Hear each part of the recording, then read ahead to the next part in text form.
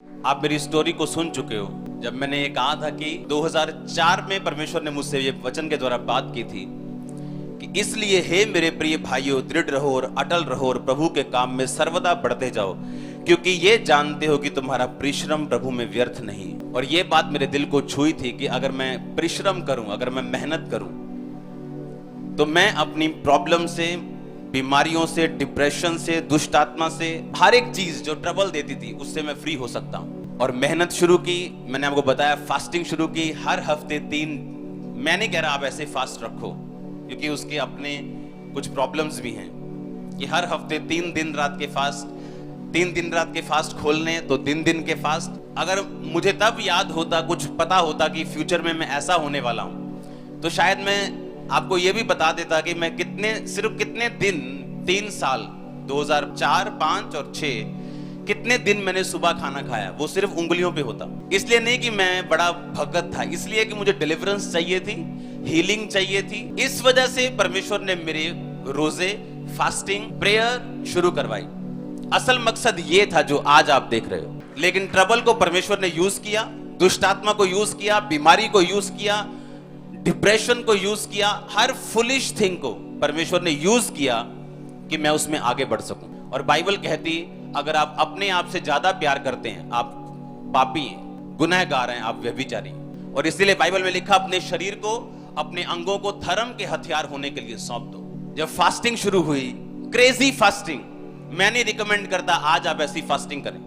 Road पे लेटना पड़ गया एक दिन मेरे को। रोड पे मैं किसी का पता लेने गया, रोड पे मैं खुद लेटा हुआ था हॉस्पिटल के बाहर, इतना स्टमक मेरा प्रॉब्लम में था। लेकिन एक बात पक्की है, उसमें किया गया परिश्रम कभी भी व्यर्थ नहीं होता। आज जिस भवन में आप बैठे हो, मैं नहीं जानता, इसकी नींव रखने से शायद पहले की बात है। एक दिन मैं प्रार्थना करने के लिए जाना चाहता था, लेकिन मैं नहीं चाहता था कि मैं कहीं या चर्च में आके करूं, या मैं कहीं दूर जाना चाहता था। चर्च में आप लोग कर सकते हो क्योंकि आपको यहाँ कोई जानता नहीं होगा, लेकिन अगर मैं यहाँ पे कहीं घुटने टेक लूं तो बाहर लाइन लग जाएगी कि जब आएंगे ना वापस तो पकड़ लेंगे। इसलिए मैंने चाहा मैं दूर जाके प्रार्थना करूं।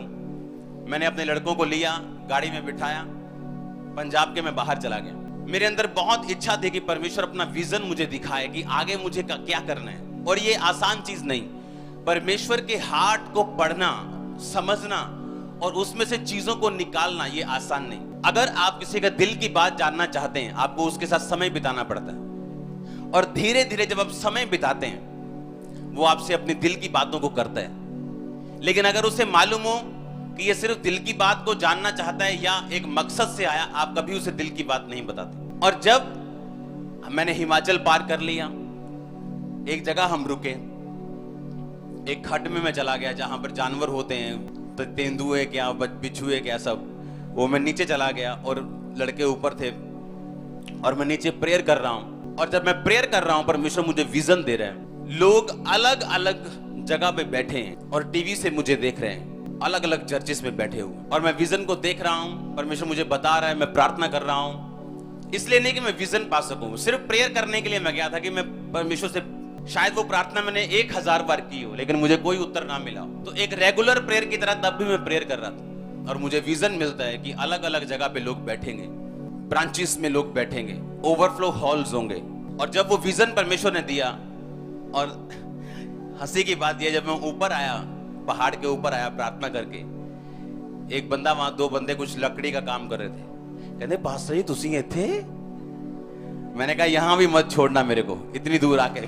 मेरे को मालूम नहीं था वो कौन लोग हैं, लेकिन वो पंजाबी थे, कोई हिमाचल बॉर्डर का था, लेकिन मुझे जानते थे, कुछ लकड़ी का काम कर रहे थे। लेकिन मैं अपना काम तब तक कर चुका था। गाड़ी में बैठा, मैं वापस जलंधर की ओर आ गया। ये मैं इसलिए कह रहा हूं कि अगर आप सीरियस हैं परमेश्वर में, अगर आप समय बिताते हैं परमेश्वर के साथ, जेन्युइनली समय बिताते हैं, जेन्युइनली प्रेयर में, जेन्युइनली फास्टिंग में, जेन्युइनली होलीनेस में, पवित्रताई में, वो आपको ऐसा विजन देगा जो आपकी जनरेशंस को बदल देगा। लेकिन ये आसान नहीं। एफर्ट, कॉन्टिन्यूटी, लगातार प्रार्थना करना बड़ी बात नहीं, लगातार प्रार्थना करना बड़ी बात। फास्टिंग करना शौक में बड़ी बात नहीं, 1 साल पवित्रताई में रहे, ये बहुत बड़ी बात नहीं। लगातार कॉन्टिन्यूटी में रहना।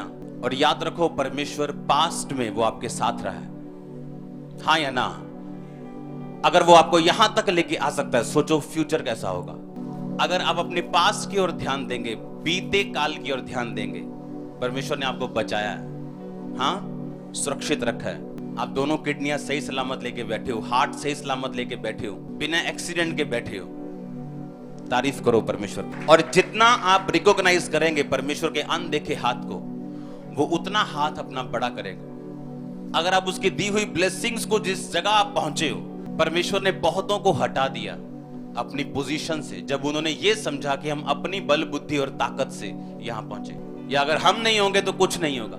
ये ध्यान देना है कि आप जिस जगह पे पहुंच चुके हो, आप उसके वर्दी, आप उसके काबिल नहीं थे, लेकिन परमेश्वर आपके साथ है, इसलिए आप पहुंचे। संसारिक रीति से भी, आत्मिक रीति से भी, अगर एक व्यक्ति आपकी लाइफ में आपको ब्लेस करते हैं और फिर ब्लेस करते हैं, और अगर आप उस ब्लेसिंग को नॉर्मल समझने लग जाएं, फेमिलियर कर दें, उसे आम सा कर दें, वो ब्लेसिंग देना आपको बंद कर देता है। ऐसा ही परमेश्वर है। जब हम थैंकफुल नहीं रहते और उसके अनदेखे हाथ को पहचानते नहीं, वो वेट करता है अगली ब्लेसिंग देने से पहले कि हम उसकी पिछली ब्लेसिंग्स के लिए थैंकफुल हैं, और जब हम हो जाते हैं अगली ब्लेसिंग को वो रिलीज करता है। कि नया दाखरस पुरानी मशकों में, पुरानी मशक मतलब पुराना जीवन, वो नहीं चाहता कि जब इतनी ब्लेसिंग वो पुराने जीवन में उंडेल दे कि वो फट जाए, वो नाश हो जाए, इसलिए वो वेट करता है, वो इंतजार करता है, आपकी कैपेसिटी के बढ़ने का वो वेट करता है।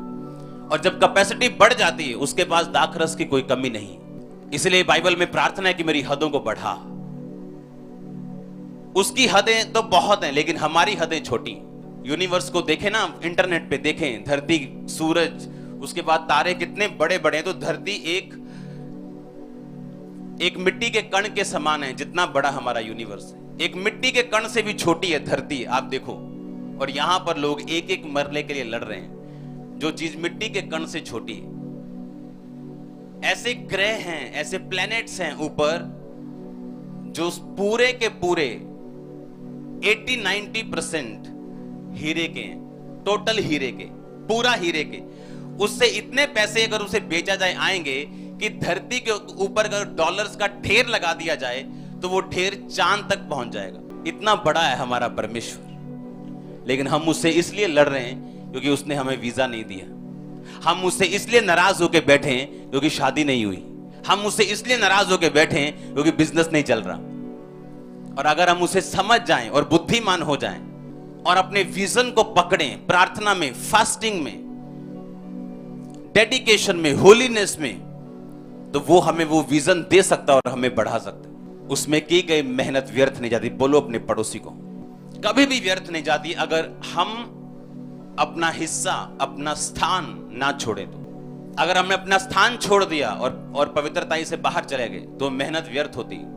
इसलिए पौलुस का डर था ये बाइबल में कुछ कलीसियाओं के विषय में कि जितनी मेहनत मैंने तुम्हारे विषय में की है, मुझे डर है कि वो व्यर्थ ना हो जाए और शैतान तुम्हें बहकाए ना। याद रखो, आपको विजन की जरूरत है अपनी लाइफ के लिए, और वही विजन है जो आपको आगे लेके जाएगा। जब साधु सुंदर सिंह, 1800 की बात है ये, सिख फैमिली से एक लड़का परमेश्वर में आता है, क्योंकि वो कहता मैं रब नू लभदा सी कौन है वो।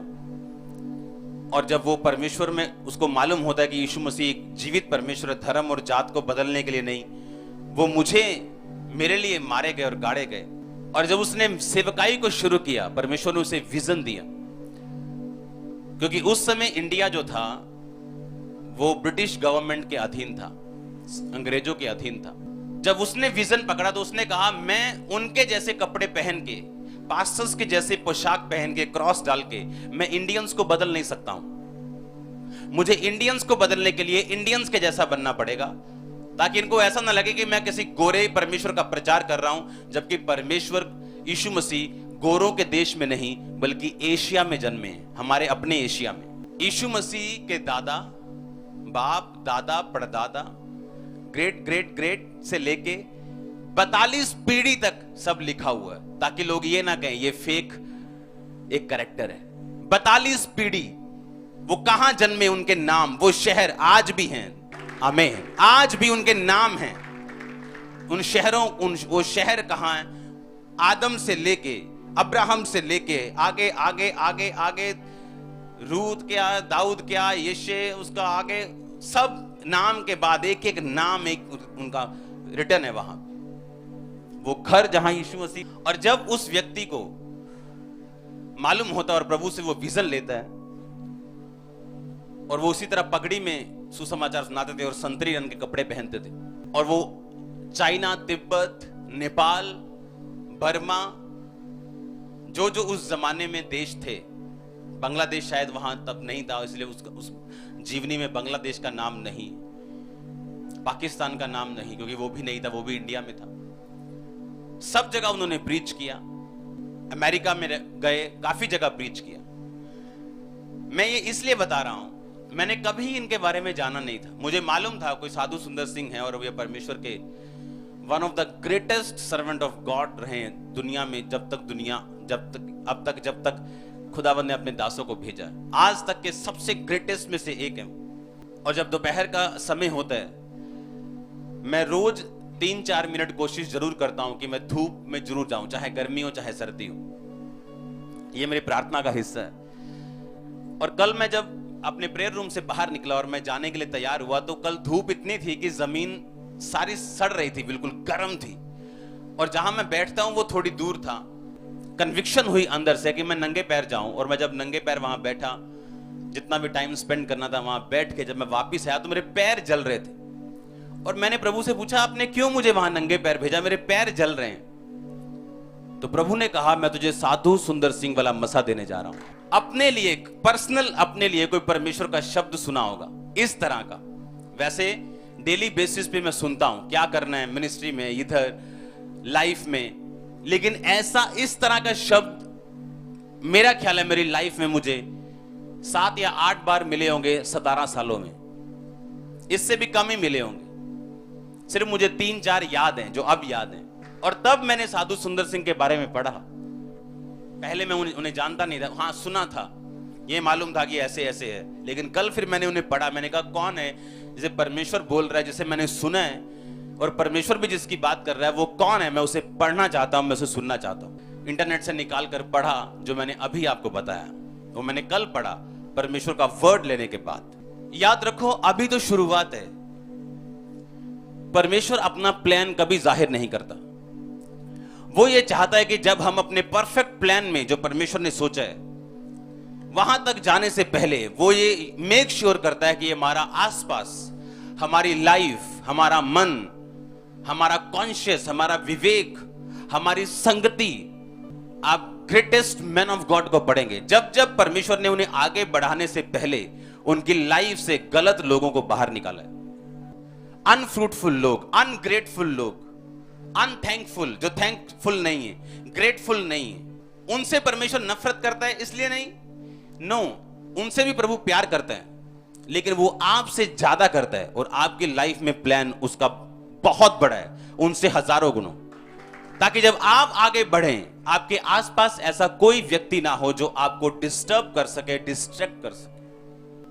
आप जितने greatest man of God Bible में देखेंगे, इस दुनिया में देखेंगे, उनकी संगति मतलब प्रीच उन्होंने करोड़ों में की है, लाखों में की है, हमेशा लाखों लोग इकट्ठा होते रहे, लेकिन उनकी जिंदगी में पर्सनल उनके आसपास उंगलियों में लोग होते हैं। हमेशा जितने वो ग्रेट होते हैं उतने लिमिटेड संगति में डेली की रहते हैं, क्योंकि परमेश्वर अपने प्लान को पूरा करने के लिए तैयार रहता है।